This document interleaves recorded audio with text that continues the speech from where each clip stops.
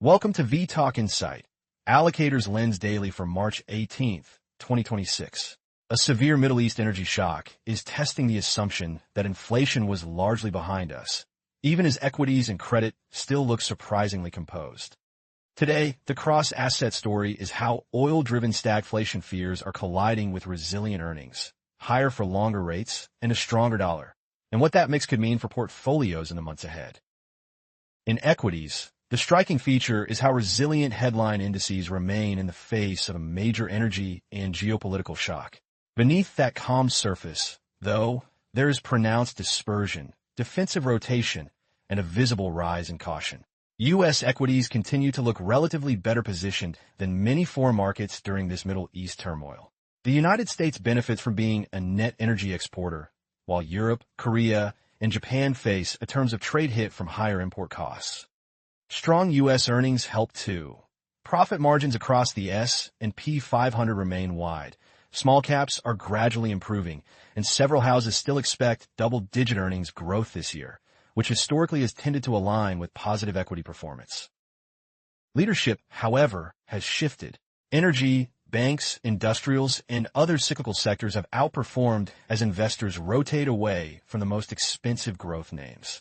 That rotation is visible in Europe as well, where defensive areas such as energy and utilities are outpacing the broader market amid geopolitical and inflation uncertainty.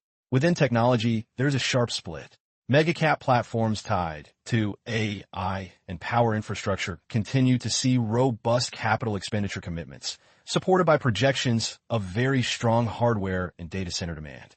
At the same time, parts of the software complex have derated by roughly a quarter since October on fears of disruption, higher funding costs, and private credit stress in the sector. Positioning and flows reinforce this more cautious tone. Fund manager surveys show cash levels jumping by almost 1 percentage point, the largest increase since the pandemic. Investor sentiment has shifted from strong bullishness toward a more diversified stance, with greater use of international equities, liquid alternatives, and explicit downside protection. Yet risk appetite has not disappeared. There are strong inflows into thematic exchange-traded funds focused on AI and power infrastructure, and alternative managers with credit and real asset exposure are outperforming.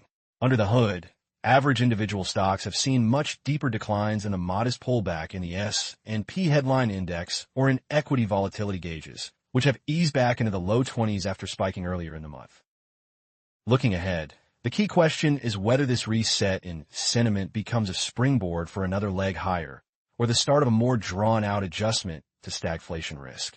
A shorter conflict and stabilizing energy prices could allow earnings momentum, AI investment, and a risk positioning to support a rebound, especially in markets like the United States that are relatively insulated from energy imports.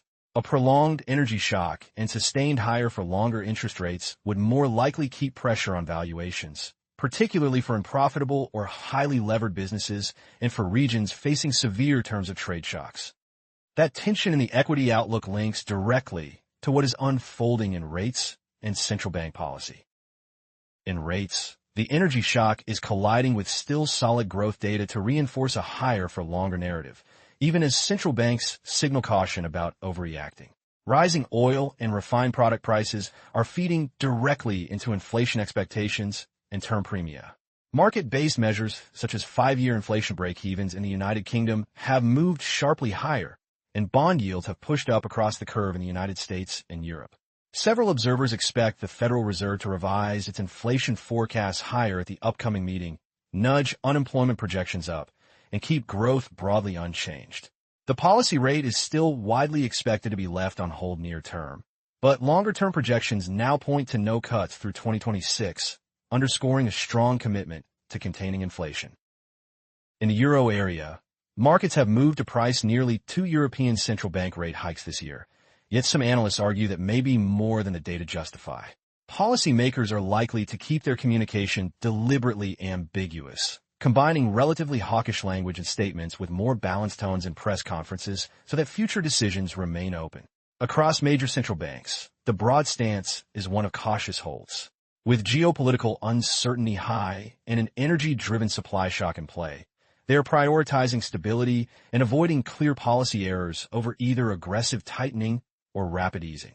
That stance may help limit near-term volatility, but also keeps uncertainty elevated about the ultimate level of terminal rates. For fixed income allocators, that mix creates an unusual backdrop. Heightened yields and embedded term premia mean long-duration U.S. bonds are again described as offering value, while global markets such as Australia and New Zealand present even higher nominal yield for those able to manage currency risk.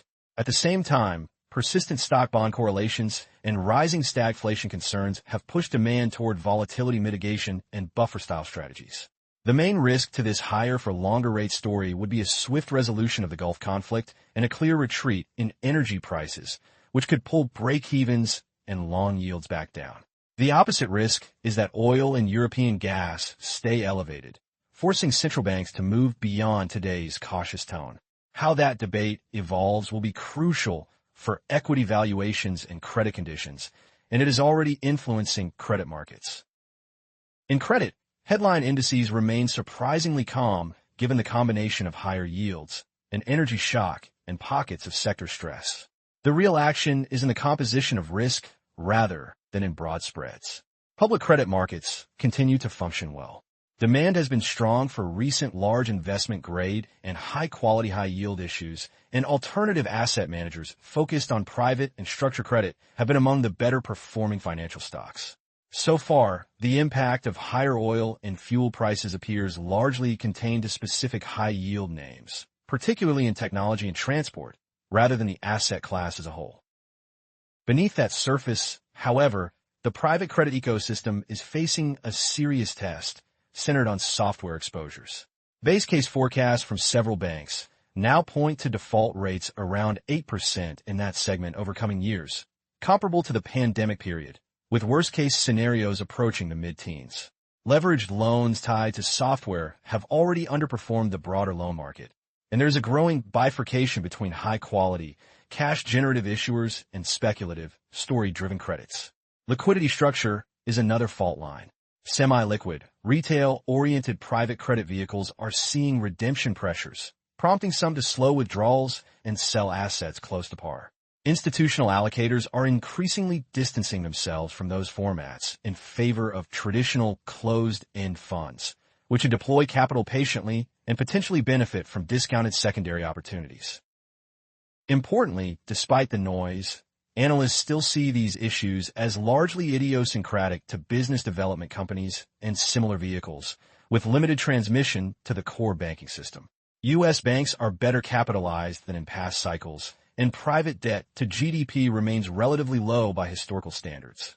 Looking ahead, the questions for credit allocators are less about whether spreads blow out in aggregate, and more about where default risk is truly concentrated and how liquidity terms align with underlying assets.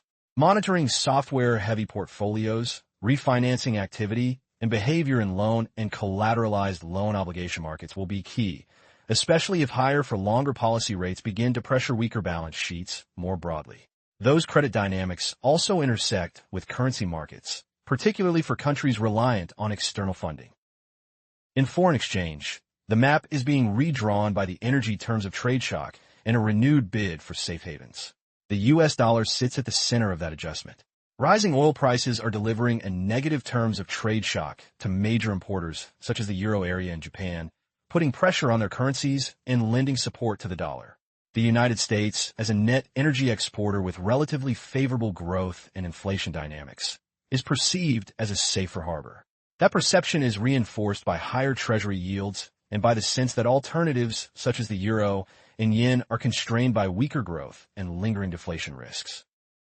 Commodity exporting currencies, including the Canadian and Australian dollars, as well as the Brazilian real and Colombian peso, are outperforming on the back of stronger energy and metals prices. Within Europe, the Swiss franc stands out as a likely relative winner, as the Swiss National Bank appears comfortable with further appreciation to help limit imported inflation, even if that keeps domestic financial conditions tight. Carry trades are one area of growing concern. In parts of Asia-Pacific and Central and Eastern Europe, high real interest rates have attracted significant leverage positioning. Those trades look more fragile in a world where supply shocks, stagflation risks, and geopolitical uncertainty could drive abrupt shifts in expected policy paths. At the same time, Sizable foreign exchange reserves in countries, such as Japan and Korea, provide some buffer against immediate balance of payment stress, even though a prolonged period of elevated oil prices could eventually force reserve use or asset sales to fund energy imports. That possibility is relevant for U.S. asset markets, given the large stock of foreign holdings. An intriguing subplot is the behavior of crypto assets.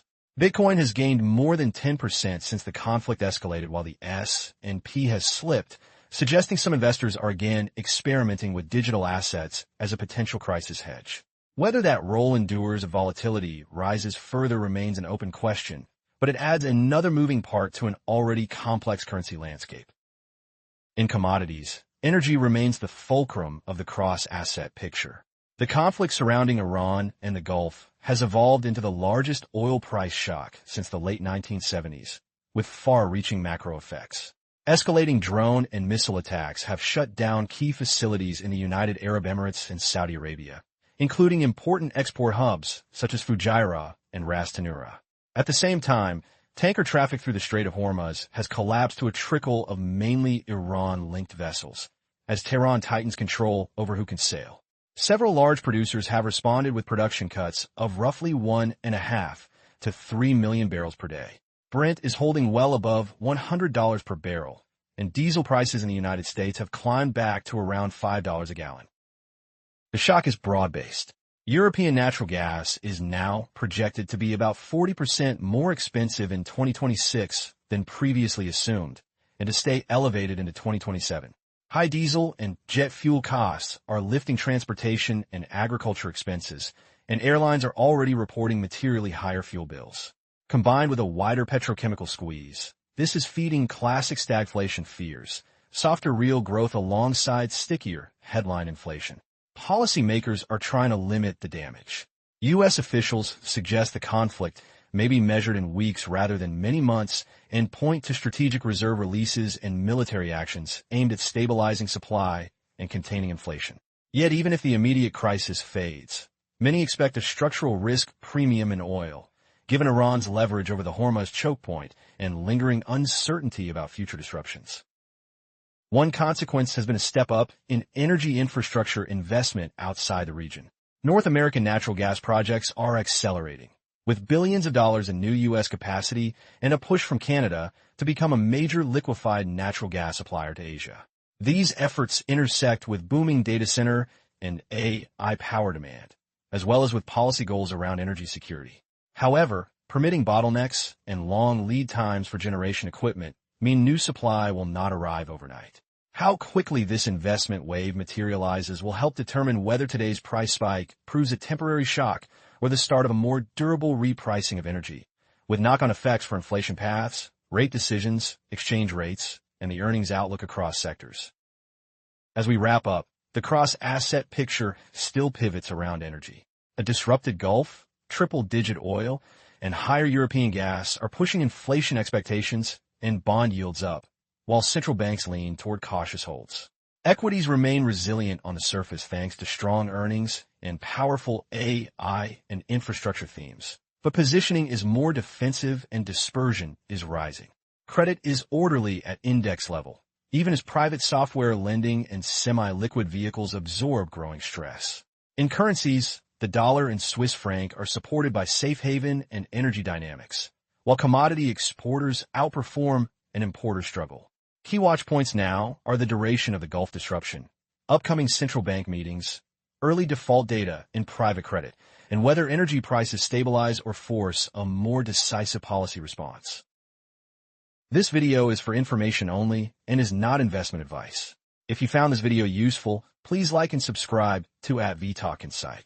Alternatively, visit vTalkInsight.com to chat with our specialized AI market assistant and access the latest interactive market insights.